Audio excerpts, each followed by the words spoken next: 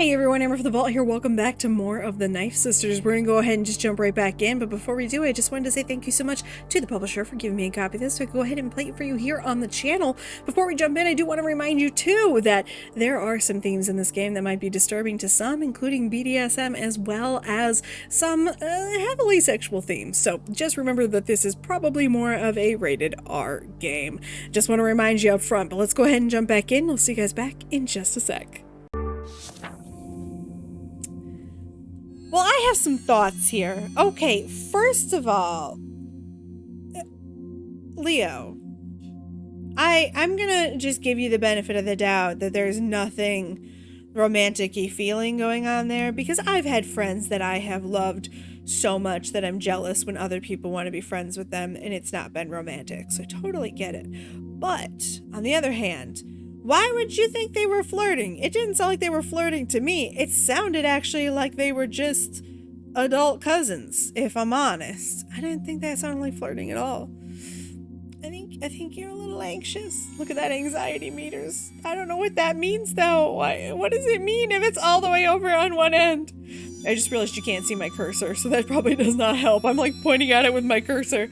We still have 3 essence. What does that mean? Also, we're now careless? So much I don't know. All right, club lips. Let's go to the club. Club. Friday night. The club opened at 9, and you had to be there within 2 hours of opening time to get in. After that, the door was locked.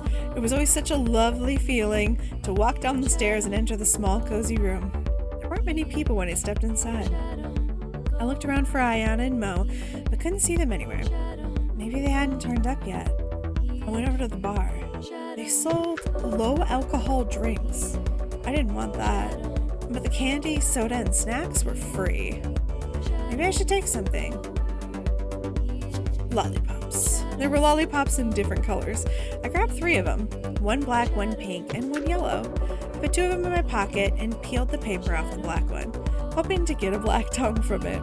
I looked out over the club. To the right and left were passages of some smaller playrooms. To the right was a super small dance floor with a few people dancing. One of the people dancing was really tall. She wore big, fluffy ponytails, a waist cincher, and a really short schoolgirl uniform. I totally added the word girl in there. I just realized, because my brain just automatically assumes when I see the word school. Wow. Woo! Long legs and stockings with garters and platform boots to add to her height. That was a really good looking person, I thought to myself while licking my lollipop. Who was she? Let's be daring. I went over to the dance floor and started moving to the music. It felt a little stiff. I could sense that the tall girl was looking at me. But when I looked at her, she looked away. Ah, so she was shy. I fixed my eyes on her face to get her to look at me. It worked. I stopped dancing and put my hand out. Hi, I'm Leo. What's your name? It's Vicky. Do you like dancing? Sure.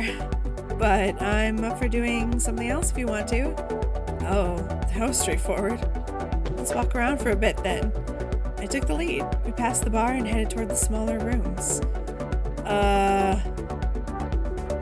I think we want essence, right? So I guess we're gonna go to the cozy room. The cozy room was made from metal bars and fabric. That's cozy? Sorry. It was stuffed with pillows and plush toys. We stepped inside. I sat down on a pillow. Vicky laid down on the pillows with her long legs folded. It's so nice in here. So small and cozy. She looked steadily into my eyes. Her shyness seemed to be gone. But I'd actually like to feel even more confined. She gave me a sly smile. You'd like that? She smiled back. I looked around. They must have thought about that when furnishing this place. Indeed, in the corner I found some is spelled wrong. That will bother me.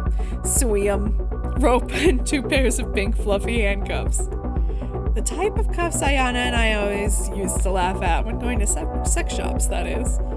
Suddenly, they fit the scene pretty well. Handcuffs. I guess those fluffy handcuffs would suit a cute little girl like you. She looked eager and nodded slightly. I took a soft grip on her left wrist and moved it to the iron bar in the corner, then attached the handcuffs. There's a snake! Sorry, I get very excited when I see snakes. Can I open up your blouse? Who says blouse? Sorry, she nodded. I started to unbutton it really slowly, watching her face as I did it. Her breathing got heavier with each button. I couldn't get the blouse off completely because of the cuffs. Her chest was bare. Her nippers were crossed by black tape. I considered ripping it off. Then I heard a voice I knew coming from the entrance.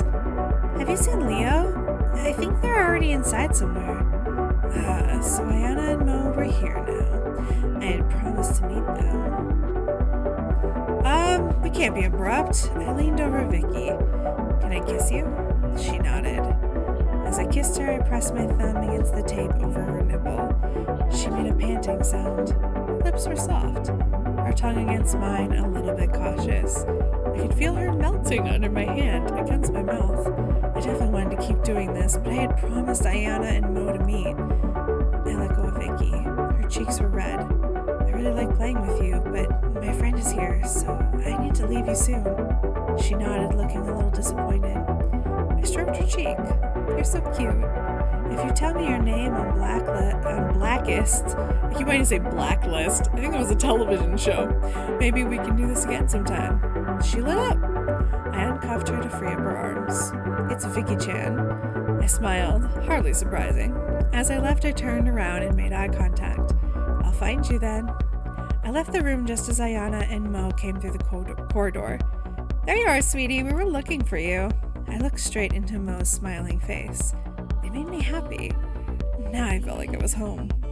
Being with friends at one of the places I loved most in the world. What do you guys want to do? I'm not sure, but let's go ahead and look around. We wandered around together, stopped to watch people having a good time. That was hot. I glanced at Mo and felt like they were glancing back. We went into the playroom. It was kind of dark and with a black rubber mattress on the floor and an iron bar with handcuffs hanging from the ceiling. In the corner was a small cage, and next to that was a stash of equipment. You should go in that cage, Leo. Why me? Because you're the smallest. Mo laughed. I don't want to. A friend of Ayana's came by and they started talking. I waited around. Suddenly, Mo was really close to me. I had their face just centimeters from mine. Their voice was low. I guess no one could hear. Mo, do you like fighting? Well, that was sort of an unexpected question. It depends on with whom. With me, apparently. Then I guess I would consider it. It's a very special thing to measure your own strength against someone else's. I don't doubt it. So maybe we should meet up for a play fight. We could. Let's talk on Blackist. Uh-oh. The night passed quickly. All of a sudden the lights were turned on, signaling it was time to leave. I was sitting on the sofa with Mo and Ayana. We were all tired. Leo, can you carry me home? No way, you can crawl on all fours. Mo, can you carry me home? And just after I promised to carry Leo home. It had been a good night. I don't know. Babe, you realize that you are like stepping in on your friend's person. Whew. Poor Ayana. She don't deserve this. Oh look, it's the dragon. So it was Saturday. I had slept late, trying to kill time. But at noon I realized I couldn't sleep any longer and got up. Now it was afternoon. I didn't want to spend the evening alone in my room. I looked onto Blackist. Maybe I could look for new acquaintances. If they hadn't added me, I might still find them. Since they might have attended the Club Lips event at the Blackist, I skimmed through the list. And yes, there they were. Mo, Naomi, Vicky. Now I just had to choose who I would rather talk to. I clicked on a profile and started to type a message. I think it would make the most sense if you talked to Vicky, since you wanted to talk to Vicky. When Vicky opened the door, I was a little surprised that she had everyday clothes on. When I saw her Club Lips, she had been dressed up doll-like with perfect makeup. It was kind of weird seeing her so casual, but I liked it too. She was like a blank canvas today. She blushed when greeting me. Hi, come on in. Vicky lived in a student dorm. The apartment was small, but she had made the room cozy. We went in and sat down on the bed. Do you want me to get you a cup of tea or something? Nah, I'm good. Of course I like it when you do things for me, but I don't need any tea. She blushed again. What do you want us to do today? Do you want us to continue what we had going on at Club Lips? I'm not sure. What do you want? I sensed that I ought to take it carefully. Okay, let's be soft then? I took a step towards her. So when you were waiting for me to come around, what did you think about? The room went silent. Tell me. No, I really can't. Don't you dare to? So if I would guess, I would think something like this. I went up to her and put my hand behind her neck. It was hot, like she was feverish or something. Even though I was 20 centimeters shorter than her, she seemed small. Her neck was tiny. I pulled her toward me, and she easily followed my lead. Her lips were soft against mine. She seemed a little unprepared, but gradually she let go and kissed me back. Since she wasn't wearing much clothes, it was easy to get through to her bare skin. I put my hands on her back and stroked it gently. Her skin felt like fire to my hands. I stroked her hair. It was the first time I'd seen her with her hair down. So no ponytails to grab hold of. Well, you said to be nice, so what are you thinking about? Nothing special. I'm not thinking of much right now. Is that a good thing? I think so. Good. I want you to feel good, you know. She smiled. You always make me feel good. I'm glad to hear. But I want to make you feel even better. What if I took your top off? Why don't you do it? I'd love to. I grabbed the hem of her tank top and she raised her arms like a child. I don't... Something about that phrasing. I know what you mean, but something about that phrasing I don't like. But I do know what you mean. I threw the top on the floor. Her skin looked like it had some radiant, bright kind of glow to it. That was hot. I truly wanted to rip off the rest of her clothes and throw her onto the bed. But more so, I wanted to make this take forever, torturing her, making her sick with desire, possibly messing her up in the process. What? Then I suddenly remembered I was supposed to make her dress up for me. I was in the middle of getting you dressed, you know. It seems like we're losing focus. I took the dress off the bed. Has anyone made you dress up before? She shook her head. No? Then I'm glad to be your first. Take off your pants, but keep your underwear on. She nodded and complied. She even folded her pants and put them on a chair beside the bed, making me remember how well-sorted a person she seems to be. It all made me smile. You're so well-behaved, following my orders to the letter. I like that. She blushed and looked eager at the same time. I pointed to the bed. She looked at me with a gaze I couldn't interpret. I don't know what to do. I feel very uncomfortable. I guess we should get more essence. Kneel down on the floor. She looked surprised. You're too tall. I can't reach otherwise. Okay. She kneeled down facing the bed and I bent down over her body. I softly touched her skin with my fingertips. The skin on her back got goosebumps, and I felt like scratching it to pieces. I kneeled behind her, close to her body, put my lips on the skin of her neck and my nails on the skin of her back, just giving it a quick pinch. She shuddered. I let go and stood up again. I took the dress from the bed and unzipped it. Without me having to say anything, she raised her arms and I lowered the dress over her head. Stand up.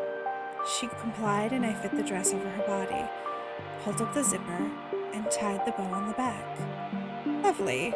I told you you'd look great. Hi. Do you have any hair ties? She pointed towards a small box on the chest of drawers. In there. I went to go get them. In a can with lots of makeup brushes, I also found a comb. I got back to Vicky. Sit down and close your eyes and I'll do your hair. She closed her eyes and I parted her hair. She had no products in it, so it was easy. Her hair was soft, like a child's. You're such a cute little girl. You know that, right? She looked happy and relaxed. When I made 2 ponytails, I backcombed them a little to make them fluffy. And then I leaned forward and I kissed her. You can open your eyes now. I almost fell asleep there. I really like it when someone plays with my hair.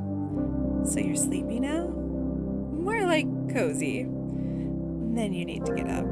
I can't have you being sleepy right now. I grabbed a hold of her body and got her to stand up. Then I pushed her towards the mirror. Now look at you. You look absolutely flawless. Looking at her reflection made her blush again. Thanks. You're welcome, baby. What should we do now? I was eager to get that dress off of her. I guess the rope work thing. I've actually been practicing some rope work lately. Would you like to be my model? She lit up and nodded. She looked like she had gotten an unexpected present.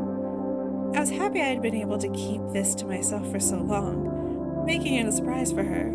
I went to the entrance to get my ropes, then headed back to Vicky. It will look perfect on you when you're dressed up like that. Her cheeks got red again. She stood up and started tying. I hadn't been practicing much lately, so I lacked a bit of the desirable efficacy, but I wasn't sure she noticed. She seemed to be inside of a world of her own. With her eyes closed, I kept tying the ropes around her body, making her an exquisite package. The ropes were warm against my hands, tight against her body. I hoped she was enjoying herself. At least she looked dreamy. Finally, I thought, I am doing this with someone other than myself. It was almost hard to believe. And doing it with someone as extraordinarily beautiful as Vicky, that was almost too much to ask. When I'd finished, I once again led her to the mirror to have her look at herself. She seemed overjoyed. Wow, can you take my picture? So she wanted to save this moment? No, this is just for us, right now. Okay, then I'll have to take a mental picture. Of course. With your phone? Where is it? She pointed to it and told me the code to unlock it. Then I took a couple pictures. You're stunning, but you should know that by now. She looked at herself with big eyes. It does look pretty good, doesn't it? It's just a shame that you'll have to take it all off again. It wasn't long before everything but her underwear had come off, and she was finally laying on the bed. She couldn't hide how turned on she was now. The big bulge in her underwear gave her away. What a pretty sight. I leaned down and kissed her. Our tongues met. Hers was a bit cautious. That wouldn't do. I kissed her hungrily, sucked her lower lip, licked it. Was it bleeding though? Because I thought we were getting back to the bleeding thing. Not gonna lie, this is not where I thought this was going. She made noises. I moved my hand to her nipple. It was hard like a little button. I started playing with it. Anyone who knows me personally would know that this is quite painful for me to read through. Oh boy, pinching it softly. Now she was breathing faster and making even more noises. I loved that she was starting to forget about herself. I moved my mouth down to that thing. I'm not sure how much more of this I can say without getting my entire channel shut down. I don't think I can finish reading it. I think you're gonna have to read it yourself. But we'll click through it. Alright. There was biting going on. Someone likes it. Oh? Vicky became motionless. She covered her face with her hands, keeping them there for a while before she was able to meet my gaze. I'm sorry. God, I'm hopeless. Oh! Uh-oh. We went past it. I don't know what that said. I shook my head. It doesn't matter. It's a good thing to do that thing that I can't read, or YouTube will banish me to hell. I guess. She still seemed low. Don't be sad. I love watching you. But you? What about you? I'm fine. I'm satisfied like this. She looked incredulous. It's true. She suddenly grabbed my hand and brought it to her face, holding it against her cheek. I could feel how warm she was. You're such a good person, Leo. I giggled. Can I get back to you about that later? She hugged me and I sensed that she had already made up her mind. I already look forward to seeing you again. I hugged her back while contradicting thoughts filled my mind. Yes, I am, too, and what are you expecting from me? I kept quiet, thinking that time would tell. Hey everyone, thank you so much for watching me play The Knife Sisters. If you like this game, please remember to like, comment, and subscribe. Do all those YouTube things. As always, if you'd like to subscribe to the channel and you haven't already, go ahead and click on that picture of my big dumb head. Click on that bell icon if you'd like to be notified every time I post a brand new video, as well as on the right hand side of your screen there should be some random videos, things that YouTube thinks you'd like, and something that I put up there. I don't know what I did it in post, as well as a bunch of names in the middle of your screen. Those are the Twitter handles for my current patrons over on Patreon. They really do keep this channel running. I wouldn't be able to do it without all of those folks. So if you would like to go ahead and say thank you to them, go ahead and follow them over on Twitter. Give them some likes. Tell them they're awesome, because they truly are. If you'd like to become one of those names in the center of the screen, those are all of my patrons over on Patreon, I should say. At the time that I recorded this video, if you'd like to become one, go ahead and click in the lower left-hand screen there. It says something about extra video content, bonus content, videos, things like that. Go ahead and click that to learn more about that. We're going to go ahead and get out of here though, so I'll see you all in the next one.